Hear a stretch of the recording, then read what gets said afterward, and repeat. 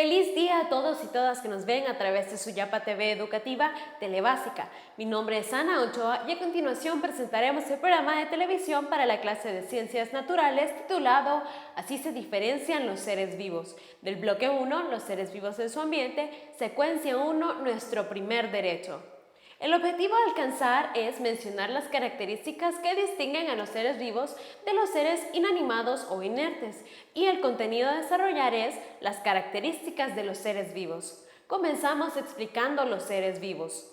Los seres vivos son organismos que nacen, se nutren, respiran, se desarrollan, crecen, se reproducen y mueren. Lo no vivo no tiene la capacidad de hacer nada de esto, no sigue este ciclo continuo y ordenado de cambios.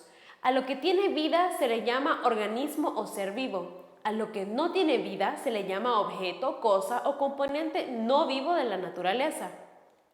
Comenzamos explicando las características de los seres vivos. 1. Su organización específica. Un ser vivo es resultado de una organización muy precisa.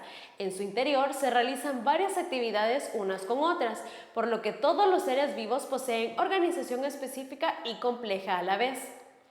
En los organismos unicelulares como las bacterias, están formadas por protones y electrones que forman los átomos. Los átomos forman moléculas y las moléculas forman células. La organización de los pluricelulares como plantas o animales es mucho más compleja, ya que las células forman tejidos, los tejidos órganos y los órganos sistemas o aparatos, y ellos en conjunto forman el organismo pluricelular. El metabolismo es la suma de todas las reacciones químicas de la célula que permiten su crecimiento, conservación y reparación. Es un fenómeno que permite a los seres vivos procesar sus alimentos para obtener nutrientes, utilizando una cantidad de esos nutrientes y almacenando el resto para usarlo cuando efectúan sus funciones. El metabolismo puede ser anabolismo, cuando las reacciones químicas permiten transformar sustancias sencillas para formar otras complejas, lo que se traduce en almacenamiento de energía, producción de nuevas materias celulares y crecimiento, como por ejemplo formación de proteínas a partir de los aminoácidos o fotosíntesis. En el catabolismo se produce el desdoblamiento de sustancias complejas con liberación de energía. Son procesos de degradación en los que las moléculas grandes que producen de alimentos o de las reservas de organismo se transforman en otras más pequeñas, como por ejemplo la glucosis o el proceso de respiración celular. También la energía que las células musculares utilizan para contraerse, lo que se emplea para mantener la temperatura del cuerpo. En el catabolismo, que recordemos que es la fase degradativa y su finalidad es la obtención de energía. La homeostasis. Para mantener vivos y funcionar, los organismos deben mantener la constancia del medio interno de su cuerpo, proceso denominado homeostasis, del griego permanecer sin cambios. Gran parte de la energía de un ser vivo se destina a mantener el medio interior dentro de límites homeostáticos. Entre las condiciones que se deben regular se encuentra la temperatura corporal, el pH y el contenido del agua. Este es un ejemplo de la homeostasis del cuerpo humano. El crecimiento. Una característica principal de los seres vivos es que estos crecen. Los seres vivos requieren de nutrientes o alimentos para poder realizar sus procesos metabólicos que los mantienen vivos. Al aumentar el volumen de materia viva, el organismo logra su crecimiento.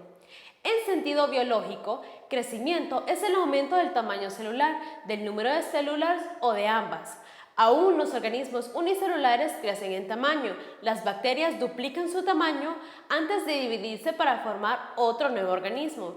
El crecimiento puede durar toda la vida del organismo, como en los árboles, o restringirse a cierta etapa y hasta cierta altura, como en la mayoría de los animales.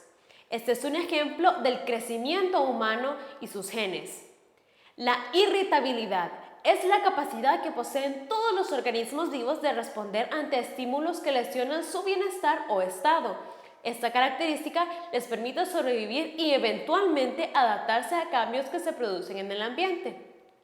Los estímulos que pueden causar una respuesta en plantas y animales son la luz, la intensidad, el cambio de color, la dirección o duración de los ciclos de luz, que es la oscuridad y el sonido.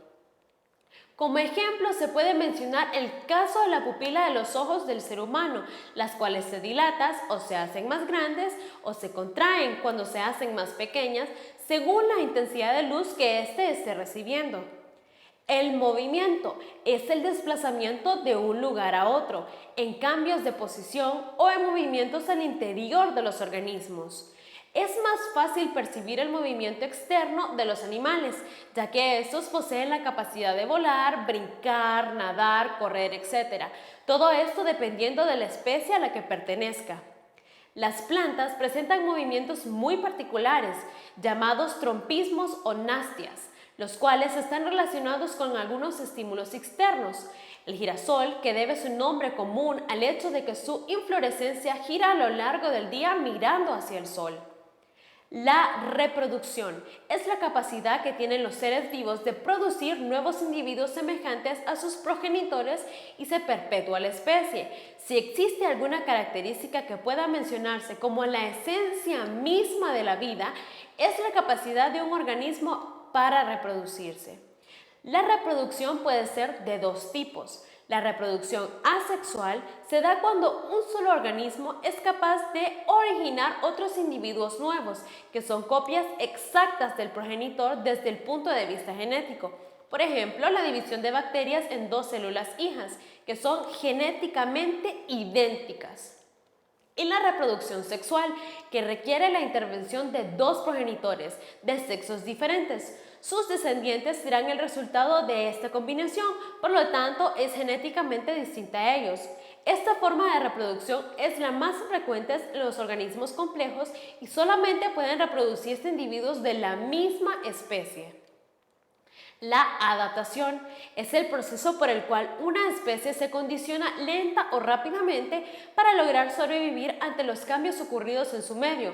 Pueden ser temporales o permanentes para que el organismo o ser vivo pueda vivir. Estos ajustes o adaptaciones se vuelven permanentes al ser transmitidos de generación en generación, lo que lo permite a los miembros de una especie hacerle frente a los cambios ambientales.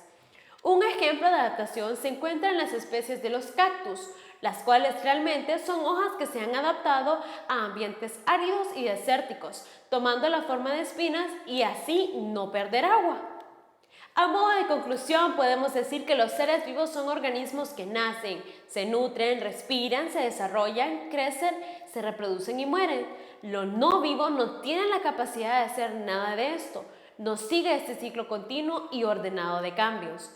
Para distinguir con mayor facilidad algo vivo de algo que no lo está, resulta útil saber que solo los organismos que pueden realizar todas estas funciones tienen vida. El objetivo alcanzado fue mencionar las características que distinguen a los seres vivos de los seres inanimados o inertes, y el contenido desarrollado fueron las características de los seres vivos. Muchas gracias por su atención y sigan en la sintonía de Suyapa TV Educativa, Tele Básica.